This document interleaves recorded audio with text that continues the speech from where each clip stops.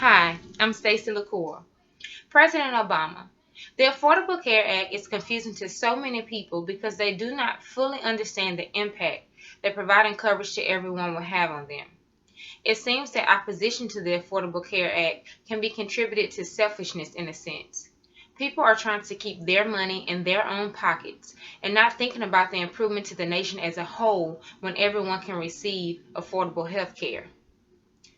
However, providing coverage should also include a certain level of quality. As Senator Barrasso stated, coverage doesn't equal care. What we really need is for the type of coverage offered to people to still qualify for a certain level of equal care. Senator Ron Wyden did a good job of pointing out the discrepancies between the Republicans and Democrats with their proposals to the ACA. Republicans want incremental coverage, which has a tendency to do less but cost more. Democrats want comprehensive coverage, which is the best option for the many Americans that fall below the 400% federal poverty level. For example, an article by Jared Fox and Frederick Shaw mentioned that the lives of 100,000 Americans can be saved each year if they receive the recommended preventative health services. The ACA requires all private health plans to provide the full suite of preventative services with no copays or deductibles, unless the plan has grandfather status.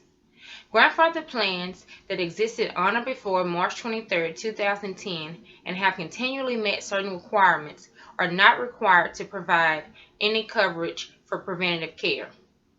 However, Fox and Shaw stated that worker enrollment in grandfather employer-sponsored plans has already decreased from 56% of covered workers in 2011 to 26% in 2014.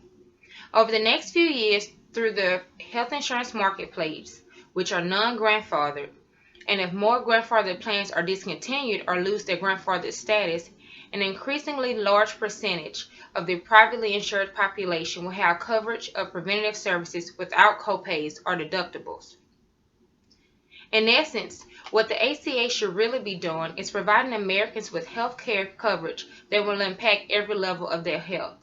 This should be done in a manner that will account for change in family size, change in income, or change in state of health. The best coverage should not be given to Americans with the highest income. The best coverage should be given to everyone.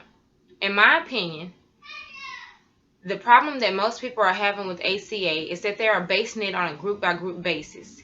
This leads back to society's problem with equality for everyone. Healthcare should not be a race issue, a gender issue, sexual orientation issue, class issue. It should be an American issue. That's what the focus should be. When we start thinking collectively as a group instead of as groups, we can reach a solution that will appease everyone involved. Another article by Heather Howard and Chad Shearer state that the current estimates of the ACA's impact suggest that in 2022, the Medicaid expansion will cover 12 million people and the health insurance exchanges will cover 25 million individuals, which is close to your, President Obama, request to reach 30 million people. That's our goal. That's the big picture. We want to see these numbers continue to climb without having to threaten anyone with penalties. I want to close with this. As a nation, we should be focusing on educating our people on the importance of health care for all.